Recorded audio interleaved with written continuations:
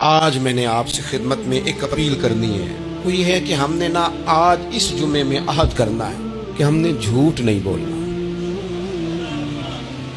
ایک دفعہ ہم نے بچے سے کہا تھا، مجبور تھے، شاید بڑے مجبور ہوں گے ہم، کسی صاحب نے نا بڑی مجبوری میں ایک دن اپنے بچے سے کہہ دیا، وہ باہر آیا تھا بندہ پیسے لینے، اس کا قرض دینا تھا، تنگ دستی تھی، مجبوری تھی، تو اس نے کہا بیٹا ادھر آ، اسے جا کے کہا ابو گھر نہیں۔ آپ نے ایک دفعہ کہا، پھر آپ ساری زندگی روئیں گے کہ پتر میرے ساتھ تو سچ بولا کرنا، لیکن وہ نہیں بولے گا۔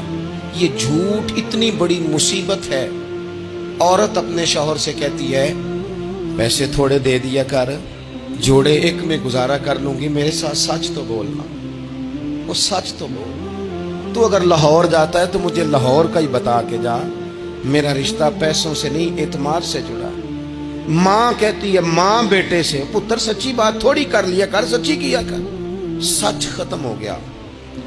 اب لوگوں نے جھوٹ کا نام بدل دیا ہے، کہتے ہیں میں نے بہانہ کر دیا تھا۔ او بھئی آپ نے جھوٹ بولا تھا، صاف صاف کہیں، نام بدل دیا۔ جھوٹ کھا گیا میرے ملک کو، جھوٹ کھا گیا اس ملت کو، جھوٹ نے اس امت کو قریب سے آ کے تھام لیا۔ ہم بڑی آزمائش میں ہیں، ہم مطلب ہر شخصی الا ماشاءاللہ، ہر شخصی، آپ کسی شخص سے کوئی معاہدہ کرتے ہیں، کوئی چیز بنانے کی بات کرتے ہیں، خریدنے کی بات کرتے ہیں، وہ جو کہتا ہے اس پر پورا کیوں نہیں اترتا؟ وہ غلط بات کیوں کرتا ہے؟ میرے نبی پاک علیہ السلام سے پوچھا گیا مومن بزدل ہوتا ہے؟ حضور نے فرمایا ہو جاتا ہے، کبھی یہ غلطی آ جاتی ہے۔ حضور مومن کنجوس ہوتا ہے؟ فرمایا کبھی ہو جاتا ہے۔ یا رسول اللہ مومن جھوٹا بھی ہوتا ہے؟ تو میرے رسول فرمانے لگے نہیں، میرا کلمہ پڑھنے والا ساری غلطیاں کر سکتا ہے، میرا مومن جھوٹ نہیں بولا کرتا۔ مومن جھوٹ۔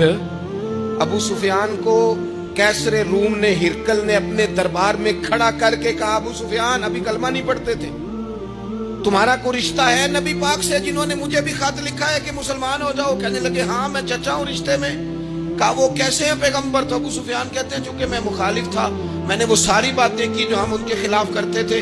اس نے آخری بات پوچھی، اس نے کہا ابو سفیان یہ بتا کہ وہ جنہوں نے اعلان نبوت کیا ہے کیا کبھی انہوں نے جھوٹ بھی بولا ہے؟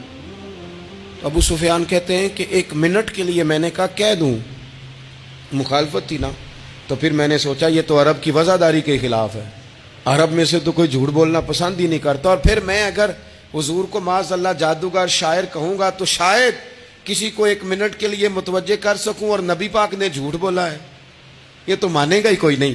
کہتے ہیں بادشاہ نے پھر زور دے کے کہا سردار بتاتے کیوں نہیں، کیا کبھی انہوں نے جھوٹ بھی بولا ہے؟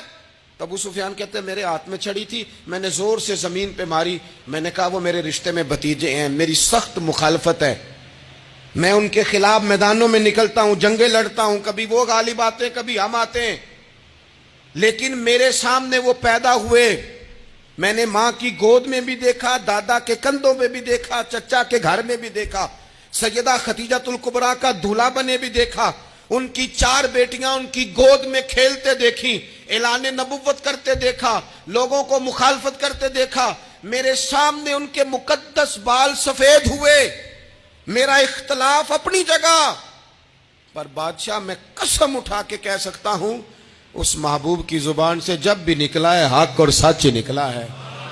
اسیر دشمن کی چاہ میں بھی، وہ مخالفوں کی نگاہ میں بھی امی ہے، صادق ہے، معتبر ہے، میرا پیغمبر عظیم تر ہے، میرا پیغمبر عظیم تر ہے، میرا پیغمبر عظیم تر ہے۔ جھوٹ نہیں کبھی حضور نے بولا۔ کہتے میں نے جواب دیا تو سناٹا چھا گیا سارے دربار میں، کتنے اس نے سوال پوچھے، گھنٹوں بات ہو، سناٹا چھا گیا، اور پھر بادشاہ نے اپنا پرنا اٹھایا، چادر اٹھائی، کندھے پہ رکھی اور جانے لگا، تو میں نے پیچھے سے پلٹ کے کہا بادشاہ اتنے تو نے سوال کیے، اتنے میں نے جواب دیے، رزلٹ کا بھی تو اعلان کرنا، نتیجہ بھی تو دینا، کیا نکلا؟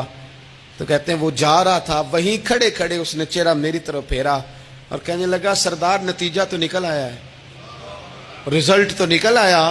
جس بندے نے کبھی بندوں سے جھوٹ نہیں بولا وہ یہ جھوٹ کیوں بولے گا کہ میں اللہ کا رسول بن کے آیا ہوں؟ نتیجہ تو نکل آیا، بات تو کلیئر ہو گئی۔